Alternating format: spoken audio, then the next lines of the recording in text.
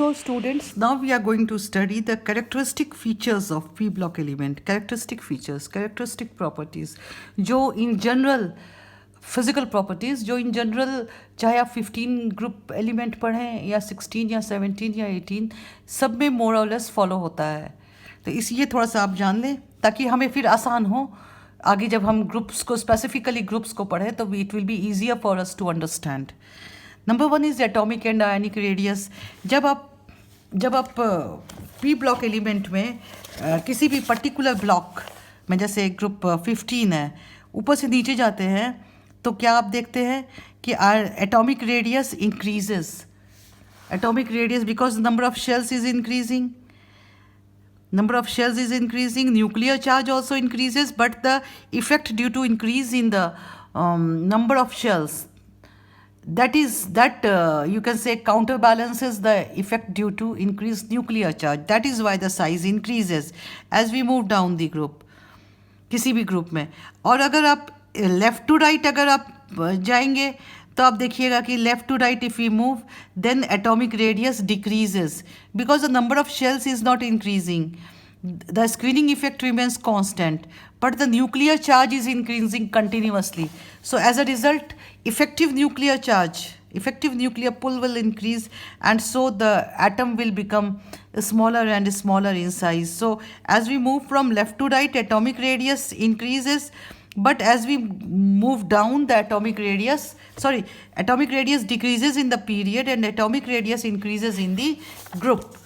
Number one, अब atomic radius के ऊपर डिपेंड करता है ionisation energy, ionisation enthalpy. Ionisation enthalpy is the amount of energy required to remove the valence electron, the most loosely bound electron, valence electron from an atom in ground state, in gaseous state. तो ionisation energy ये इस पे depend करती है कि valence electron कितना loosely या कितना टाइटली बाउंड है न्यूक्लियस से. इफ़ द लास्ट एंड ये डिपेंड करता है एटॉमिक रेडियस पर. If the atomic radius is quite big then the distance between the nucleus and the outermost electron becomes quite large, and as a result the outermost electron, the valence electron, will be very loosely attached with the nucleus. So this electron can be easily removed by giving a small amount of energy. So ionization enthalpy for large atoms is smaller.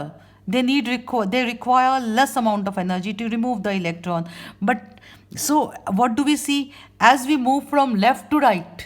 As the size decreases, so the distance between the outermost electron and nucleus decreases. So nucleus pulls the outermost electron more and more tightly. As a result, it becomes more and more difficult to remove the electron from the atom. So ionization enthalpy increases from left to right. And as we move down, the size, atomic radius increases, so ionization energy becomes less and less because the electrons are very weakly attached with the nucleus. So left to right, ionization enthalpy increases, and top to bottom it decreases. Okay, now come to electron gain enthalpy. That is the energy released when an electron is added to an gaseous atom in its ground state. तो energy release जब electron add होता है atom में तो ये भी size के ऊपर डिपेंड करता है. Smaller the size, greater will be the attraction for the incoming electron, and so large amount of energy will be released in that way. So electron gain enthalpy increases with decrease of size. So left to right if we move atomic radius, if we move left to right, atomic radius increases, atomic radius decreases, and so electron gain enthalpy increases. Electron gain enthalpy increases from left to right. As we move down, the atomic radius decreases, so the incoming electron feels less attraction, and therefore the energy released becomes less and less. So electron gain enthalpy decreases top to bottom, increases left to right. Okay. Then we have got electronegativity also. Electronegativity also depends upon the size. So as the size increases, electronegativity decreases. So top to bottom electronegativity decreases. Left to right electronegativity increases as the size decreases. Then comes the next property is metallic property, metallic character. So metallic character depends upon how metals, you know that metals react by losing electrons. Metals have a tendency to form cation, positively charged ion. This they do by losing electron. So tendency to lose electron tells us whether it will be a reactive metal or a less reactive metal, or it will be a non-metal. So what do we see?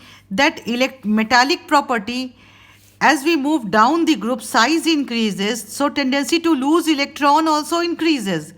Size increase करेगा तो outermost electron और nucleus के बीच का जो force of attraction है वो decrease होता चला जाएगा, मैग्नीट्यूड उसकी कम होती चली जाएगी, तो ऐसे इलेक्ट्रॉन को आसानी से लूज किया जा सकता है. सो मेटालिक प्रॉपर्टी इंक्रीज कर जाती है डाउन द ग्रुप. आप देखिएगा कि first element is typical non metal. पहला एलिमेंट हमेशा नॉन मेटल होता है because of small size. It does not show the tendency to lose electron, whether it shows the tendency to gain electron because of a small size. मगर जैसे जैसे हम नीचे जाते हैं tendency to lose electron increases, tendency to lose, so metallic property increases, non-metallic property decreases. तो अगर हम किसी भी ग्रुप में देखेंगे तो शुरू के एक दो एलिमेंट्स जो हैं ये नॉन मेटालिक होते हैं, उसके बाद एक आध एलिमेंट्स जो होते हैं वो फिर सेमी मेटल होते हैं या मेटालॉइड होते हैं, या बॉटम में जो एलिमेंट्स होते हैं एक दो ग्रुप के, दे possess more metallic character. Bottommost element is the most metallic in that group. So metallic property increases down the group and metallic property decreases across the period. Left to right हम बढ़े 15 से 16, 16 से 17, तो हम क्या देखेंगे कि मेटालिक प्रॉपर्टी डिक्रीज कर रही है, नॉन मेटालिक प्रॉपर्टी इंक्रीज कर रही है because the size is decreasing. So this is about metallic property. Then comes oxidizing and reducing properties. Oxidizing property मतलब non-metals have an oxidizing property because they have a tendency to gain electron. You know that oxidizing agent oxidizes the other substance but itself is reduced. Oxidizing agent is one which gains electron. So strong oxidizing agents have a large tendency, strong tendency to gain electron. Halogens are very strong oxidizing agents because of smallest size in the period, and so they have a high tendency to gain electron. तो oxidising property left to right increase करती है because size decreases, tendency to gain electron increases, but top to bottom oxidising property decrease करती है, reducing property increase करती है, that is tendency to lose electron. Reducing agent loses electron. Metals are reducing agent. Group 1 and group 2 are the strongest reducing agents because they have the largest size and therefore they easily lose electron. So they are the strongest reducing agents, metals. मगर metallic property top to bottom increase करती है, इसलिए reducing property भी top to bottom increase करती है. Metallic character left to right decrease करता है, इसीलिए रिड्यूसिंग प्रॉपर्टी भी डिक्रीज करती है, ऑक्सीडाइजिंग प्रॉपर्टी इंक्रीज करती है.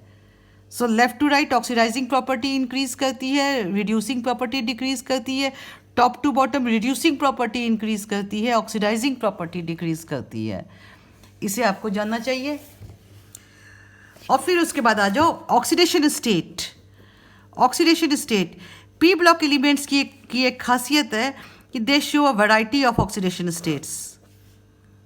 They show a variety of oxidation state. जैसे ग्रुप 15 NS2 NP3 है, इसकी outer most electronic configuration. ND भी है मगर इसमें ये एम्प्टी है ग्राउंड स्टेट में. अब क्या है कि अगर ये NS2 ऐसे ही रहे, NP3 तीनों हाफ फिल्ड है, तो it will tend to gain 3 electrons.